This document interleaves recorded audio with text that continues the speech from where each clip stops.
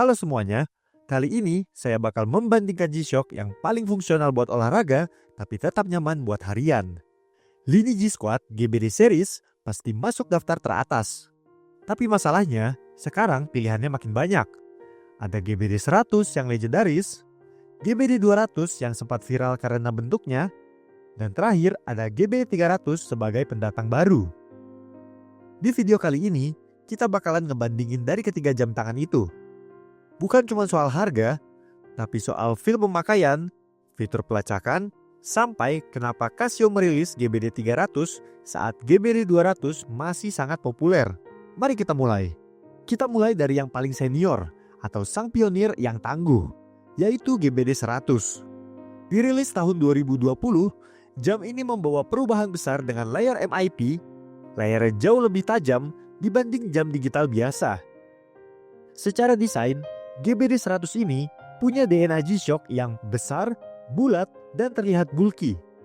Jam tangan ini punya tombol lap khusus di bagian depan yang sangat memudahkan kalau kamu mau pakai sarung tangan atau lagi lari kencang.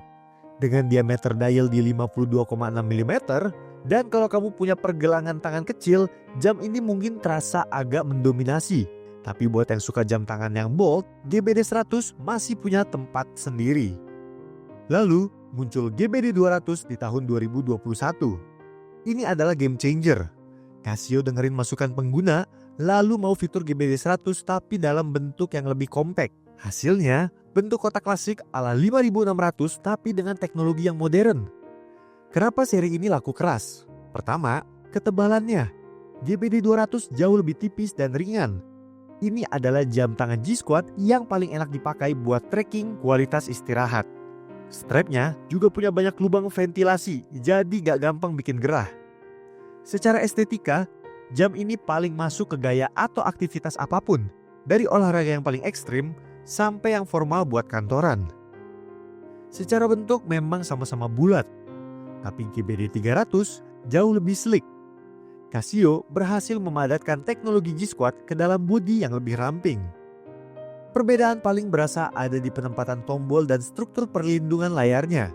GBD 300 terasa seperti penyempurnaan dari semua seri sebelumnya. Dia mengambil ketangguhan dari GBD 100, tapi dengan kenyamanan yang mendekati GBD 200. Secara fitur, ketiganya sebenarnya mirip.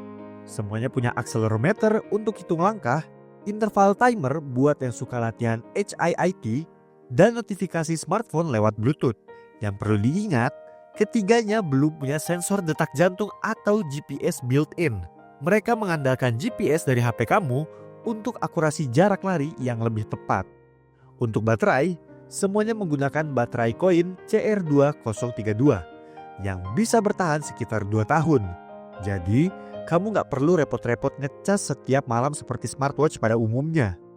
Kesimpulannya, pilih GBD 100 kalau kamu suka jam tangan besar, budget terbatas, dan butuh tombol fisik yang gampang diakses. Pilih GBD 200 kalau kamu mengutamakan kenyamanan, desain minimalis, dan sering pakai jam buat kegiatan harian. Pilih GBD 300 kalau kamu mau yang paling update, desain bulat yang modern, dan fitur paling stabil. Cek link di deskripsi atau datang langsung ke toko kami. Tulis pendapat kalian di kolom komentar ya. Jangan lupa buat subscribe yang belum, dan kalau sudah jangan lupa buat nyalain loncengnya untuk dapat update video-video terbaru dari kita. Gudang Jam pasti ori bergaransi.